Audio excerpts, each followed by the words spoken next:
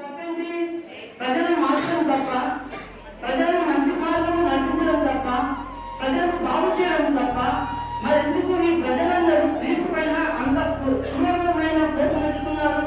ఈ యేసయ్యను చంపేయాలని అన్యాయం తీర్పుకు అప్పగించి, అన్యాయంగా గోడలకు అప్పగించి, అన్యాయంగా శిలువను మోపించి, అన్యాయంగా శిలువ వేసి కాళ్ళకు చేతులను నేరులు కొట్టి తలపైన కిరీటం పెట్టి ఆ బాధలను వేలాడుతున్నప్పుడు ఈ ప్రజలందరూ అంత గాయపడిన వ్యక్తి చూసి ప్రజలందరూ బాధపడవలసిన ప్రజలందరూ ఏం చేస్తున్నారు? ఏలన చేస్తున్నారు. ఆ ఏలన చేస్తున్నప్పుడు ఈ తమ్ముడు కూడా ఇద్దరు కూడా యేసును కూడా ఏలన చేస్తున్నారు. ఏలన చేస్తున్నప్పుడు ఒక మాట అన్నారు దేవుడు, వీళ్ళందరూ ప్రజలందరూ ఏలన చేస్తున్నారు, చిన్నపైన ఉన్న వాళ్ళు కూడా ఏలన చేస్తున్నారు. అలా ఏలన చేసినప్పుడు ఒక మాట అంటారు, ఏమని? మొదటి మాట, తండ్రి మీరేమి చేస్తున్నారో వీరెందరూ కనుక వీరిని క్షమించు తండ్రి అన్నాడు. ఎప్పుడైతే ఈ మాట అన్నాడో, ఎప్పుడైతే ఈ మాట తప్పకుండా తొందర విన్నాడో, అప్పటి వరకు ఏలన చేస్తున్న ఈ వ్యక్తి, అప్పటి వరకు ఏలన చేస్తున్న ఈ దొంగ ఏలన చేయడం ఆపేశాడు. అప్పటి వరకు దూషిస్తున్న ఈ వ్యక్తి దూషించడంలో అతనికి శాసనప్రియంలో ఎందుకంటే ఈ మాట విన్నాడు. ఏమన్నాడు? ఇంత క్రూరంగా శిక్షించారు. రక్తం ముద్ర తయారేసి మాకున్న ఎంత శిక్ష ఈయనకు వేశారు. మాకు ఇది కావాల్సింది మా శిక్ష, నాకు రావాల్సిన శిక్షనే. కానీ ఈయన ఏ తప్పు చేయలేదు, ఈయన ఏ తప్పిదము చేయలేదు, కానీ ఈయనకు మాత్రమే ఎంత శిక్ష. శిలువపైన చూస్తున్నారు. అంత గాయాలు గురి చేసిన, అంత ఏదైనా చేస్తున్నా, అంత దూషిస్తున్నా, అంత నిందిస్తున్నా వారి నిమిషమన్నారు, తండ్రి మీరు ఏమి చేస్తున్నారో మీరు ఎదుగనంత వీరిని క్షమించు అని అన్నప్పుడు ఈ మనిషి హృదయము, ఈ దొంగ హృదయము ఆయన ఏదైనా చేయడము కూడా అతనికి మనసు లేదు. ఎందుకంటే భయం ఇంతగా వచ్చిన వీరి నిమిత్తము తండ్రికి వేడుకుంటున్నాడు, ఏమని? వీరిని క్షమించు అని. ఇంతగా గాయం చేసిన వీరిని క్షమించుకొని తండ్రి దగ్గర వేడుకుంటున్నాడు అని చెప్పేసి అప్పటి వరకు ఏదైనా చేస్తున్నాడు. అప్పటి వరకు చూసిన వ్యక్తి ఆగిపోయాడు, వేరే చేసి ఆగిపోయాడు. మరి ఏం చేశాడు? వాదిస్తున్నాడు, వాదించడం మొదలు పెట్టాడు. అప్పటి వరకు ఈ వ్యక్తి ఒక నిమిత్తము ఎప్పుడు బాధపడలేదు. ఈ దొంగ ఒక నిమిత్తము ఎప్పుడు దయతో చూడలేడు. కానీ ఎప్పుడైతే యేసయ్య తండ్రి క్షమించు అన్నాడో ఆ మాటలు పట్టుకొని ఈ దొంగ ఉన్నాడు. ఈ హృదయం ఆయన దొంగ హృదయం కలిగిపోయింది. ఆయన ప్రేమ చూశాడు శిలువపైన ప్రేమ చూసి అప్పటి వరకు దూషిస్తున్న ఈ వ్యక్తి, అప్పటి వరకు చూస్తున్న ఈ వ్యక్తులను వాదించడం మొదలుపెట్టాడు. అప్పటి వరకు దూషించిన ఈ వ్యక్తి యేసు నిమిత్తము శిలువపైన వాదిస్తున్నాడు. ఏమని వాదిస్తున్నాడు చూడండి.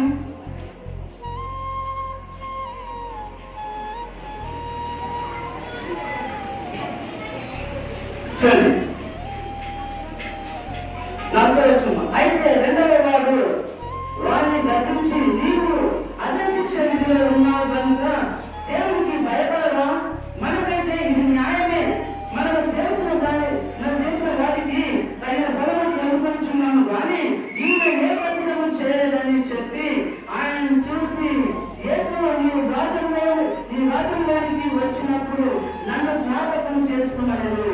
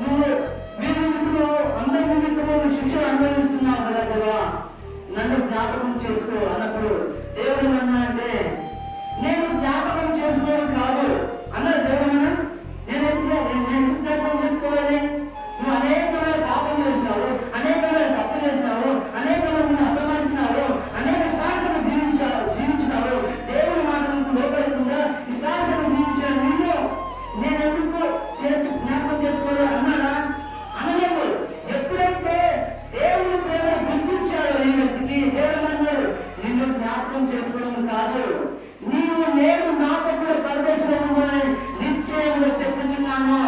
ఇప్పటివరకు నా నిమిత్తము కన్నీరు కారుస్తున్న నన్ను గుర్తించావు, నా ప్రేమను గుర్తించావు. ఇప్పుడు నేనేమంటున్నాను? భయపడకు, నేను జ్ఞాపకం చేసుకోవడం కాదు, నేను నిన్ను క్షమిస్తున్నాను శిలువపైనే, నేను క్షమిస్తున్నాను శిలువపైనే. నీవు నాతో పరదేశంలో ఉన్న నిశ్చయంగా చెప్తున్నాను. పద ఎందుకు పద నాతో పాటు నేను తీసుకెళ్తున్నాను. చూడండి, ఇంత గొప్ప భాగ్యంలో ఉన్న తప్పుదయాన్ని శిలువపైన ఉన్న ఈ వ్యక్తి దేవుడిని గుర్తించాడు. దేవుడిని గుర్తించాడు కాబట్టి దేవుడు నన్ను గుర్తించావు, నా ప్రేమను గుర్తించావు, నా త్యాగాన్ని గుర్తించావు. ఇదిగో గుర్తించాను నిన్ను, నా రాజును జ్ఞాపకం చేసుకోవడం కాదు, నాతో పాటు తీసుకెళ్ళబోతున్నాను. అసలు పరదేశం అంటే ఏంటండి? పరదేశం అంటే పరిశుద్ధంగా నివసించవలసిన స్థలం. అది పర్వతం కాదు. పరదేశం అంటే పరదేశం పర్వతం కాదు. పరదేశం అంటే పరిశుద్ధులు నివసించవలసిన స్థలం. అది అప్పటి వరకు అంటే ఇప్పుడు ఏమంటే ఈయన సినిమాలో చనిపోయినాక 3 రోజులు ఉన్న దేవుడు పనిచేశాడు. 3 రోజులు పనిచేశాడు దేవుడు. ఎప్పుడు సినిమా చనిపోయాడు 3 రోజులు అక్కడ ఉంటున్నారు దేవుడు. ఆయన ఏంటంటే పాతాళంలోకి దిగి అక్కడ మోసే నుంచి అందరూ పరిశుద్ధులందరినీ ఆ పాతాళం నుంచి మళ్ళీ 3వ ఆకాశంలో తీసుకెళ్ళిపోయాడు. 3వ ఆకాశంలో ఉన్నది తరవేసి అక్కడికి తీసుకెళ్తాను, నేను నాతో కూడా పరిశుద్ధమైన స్థలంలోకి తీసుకెళ్తానని దేవుడు స్పష్టంగా చెప్తున్నాను. భయపడకు, నేను జ్ఞాపకం చేసుకోవడం కాదు, నిన్ను నాతో కూడా తీసుకెళ్ళబోతున్నాను. గొప్పగా ఆయన మాట్లాడాడు. అంతకంటే గొప్ప భాగ్యము ఆయన అప్పటి వరకు కన్యం కాల్చుకుని ఏమైపోతాను అనుకున్నాను. ఎప్పుడైతే దేవుడు గుర్తించాడో, ఎప్పుడైతే దేవుడు అన్నాడో నేను నాతో పాటు తీసుకెళ్ళిపోతాను అన్నాడో, ఆయనకి ఏమైనా పర్లేదు. నాకు ఏసయ్య మాటిచ్చాడు, ఏమని మాటిచ్చాడు? తనతో పాటు తీసుకెళ్తానని. నేను కానీ జ్ఞాపకం చేసుకోమని చెప్తాను, కానీ నా ఏసయ్య నన్ను కూడా తీసుకెళ్తానని సెలవిస్తున్నాడు. ఈ రోజు నేను కూడా దేవుని త్యాగాన్ని గుర్తించకపోతే, దేవుని ప్రేమను గుర్తించకపోతే, నీ నిమిత్తమే నా నిమిత్తమే గాయాల పాలయ్యాలని గుర్తించకపోతే, నీ నిమిత్తమే నా నిమిత్తమే అవమాన పాలయ్యాలని గుర్తించకపోతే మనం ఏమైపోతామో మోసంలో వలే నరకానికి నిలబడతాము. మనం గుర్తించాలి, మన నిమిత్తమే శిలువ మోశాడు, మన నిమిత్తమే గాయాలకు గురయ్యాడు, మన నిమిత్తమే ఆయన రక్తమంతా చిందించబడ్డాలి, మన నిమిత్తమే. ఎందుకు? మనం చేసిన తప్పులకు ఆ శిక్ష నీవు నేను భరించగలని, మనము ఆ నరకంలో కాలు ముందు పట్టుకోవాలని చెప్పేసి ఆయన వచ్చి నీ నిమిత్తము, నా నిమిత్తము, నువ్వు చేసిన పాప నిమిత్తము, నేను చేసిన పాప నిమిత్తము, నీ పాపము నా పాపము, ప్రతి ఒక్క పాపము తన భుజంపై వేసుకొని ఎవరి పనులకు వెళ్ళి శిలువపై వేలాడి, ఇదిగో నీ నిమిత్తము నేను శిక్షణ అనుభవించాను, నువ్వు నా నిమిత్తము జరుపుమని దేవుడు సెలవిస్తున్నాడు. మనమందరము దేవుని ప్రేమను గుర్తించి, దేవుని ప్రేమను గుర్తించి జీవించవలసిన దైవమైన మనవి చేస్తున్నాను. ప్రార్థించుకున్నాను. మన అపరిచితమైన ప్రేమను తండ్రి, తండ్రి నేను అన్ని గొడవలు చెల్లిస్తున్నాను తండ్రి. అవును తండ్రి, మా నిమిత్తమే తండ్రి నువ్వు గాయాల గుండా వెళ్ళావు తండ్రి. మా నిమిత్తమే తండ్రి నువ్వు అవమానకుండా వెళ్ళావు తండ్రి. మా నిమిత్తమే తండ్రి నువ్వు తండ్రి అనేక శ్రమలు పొందుతున్నావు తండ్రి. దేవా, మేము మాకు తండ్రి మా కోసము తండ్రి నువ్వు ఇవన్నీ చేస్తామన్నా మనుషులను దయచేయండి, ఉంచే మనుషులను దయచేయండి తండ్రి. మమ్మల్ని తండ్రి జ్ఞాపకం చేసుకుని తండ్రి ఇప్పటి వరకు తండ్రి నేను బాధపెట్టాను తండ్రి. నేను చేసిన త్యాగం మర్చిపోయి మేము జీవించాము తండ్రి. మమ్మల్ని క్షమించమని ప్రార్థిస్తున్నాము తండ్రి. ఆమేన్.